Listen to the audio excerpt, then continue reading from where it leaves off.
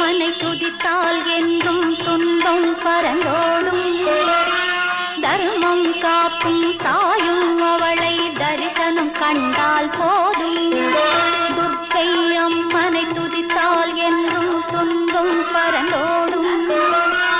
தர்மம் காக்கும் தாயும் அவளை தரிசனம் கண்டால் போதும். கர்ம வினைகளும் ஓடும், சர்வ மங்களும் கூடும்.